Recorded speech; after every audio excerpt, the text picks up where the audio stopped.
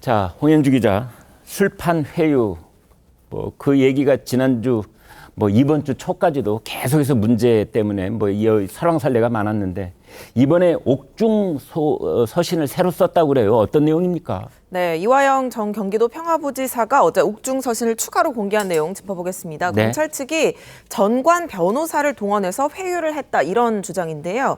검찰 고위직 출신 변호사를 1313호실 검사의 사적 공간에서 만나서 면담을 했는데, 그 변호사가 김성태 진술을 인정하고 대북 송금을 이재명을 위해서 한 일이라고 진술을 하면 그 재판 중인 사건도 이화영 측에 좀 유리하게 해주고 주변 수사도 멈출 것이다, 이렇게 검찰에서 약속했다라고 이야기했다는 내용이었습니다.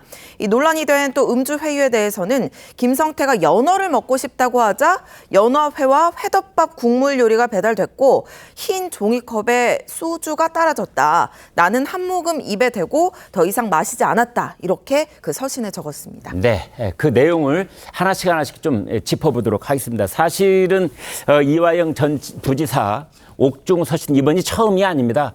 작년 9월에도요.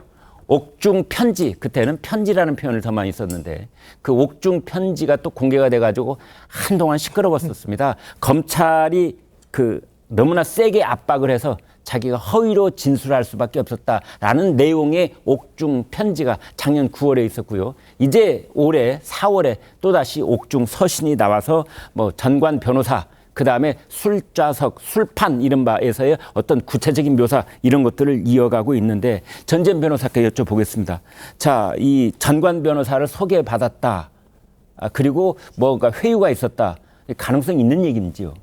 네. 일단 저는 저 얘기가 설득력이 없다고 느껴집니다. 왜냐하면은 첫 번째 이화영 씨가 뭐라 그러냐면은 회유의 주체가 김성태라 그랬었어요. 네. 1315 창고에서 술 먹으면서. 근데 회유의 주체가 갑자기 정관 변호사로 바뀌었단 말이에요. 네. 그리고 저 옥중 서신에서 날짜가 특정이 안 됐는데 본인들도 정보의 우위에 있다고 인정한 검찰에서 뭐라 그랬냐면 22년 11월 3일 날 정관 변호사랑 만난 적이 있다고 얘기를 했거든요. 네. 그건 아마 기록에 다 나와 있는 거니까 거짓말 아닐 거예요. 근데 가족의 요청으로, 이화영 씨 가족의 요청으로 만났다 그랬어요. 네. 그럼 22년 11월 3일은 김성태가 한국에 소환된 게 23년 1월이거든요. 네. 지금 이게 대북 송금이라든지 이런 거는 키를 다 김성태가 쥐고 있어가지고는 소환되기 전에는 이화영 씨가 이재명 대표에게 불리한 진술을 불기 전이란 말이에요. 네. 그러니까 22년 말에 굳이 정관 변호사를 넣어가지고 회유할 이유가 없을 뿐더러 그다음에 이화영 지사 입장에서는 이재명 대표가 상관이었던 사람이잖아요. 네. 뭔가 배신이라고 생각할 수도 있고 정치적으로 민감한 부분일 수도 있는데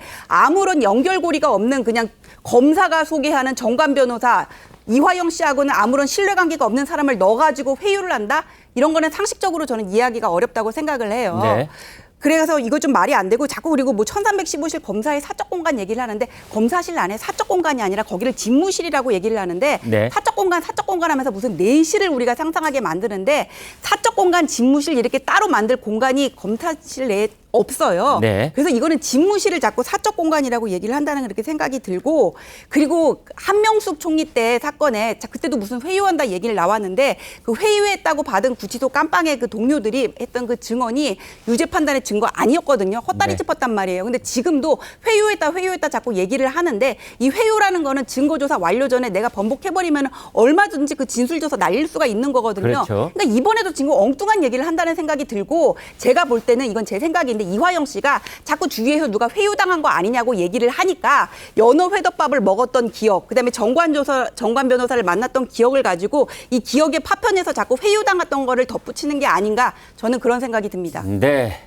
아무튼 그동안 이제 검찰에서 수사를 받고 조사를 받는 과정에서 있었던 일에다가 거기다가 회유라는 이제 그런 내용을 이렇게 조금씩 첨가해서 다시 꺼내놓는 것이 아니냐라는 식으로 이제 전지현 변호사가 이렇게 추정을 하는 그런 분석을 해 주셨습니다.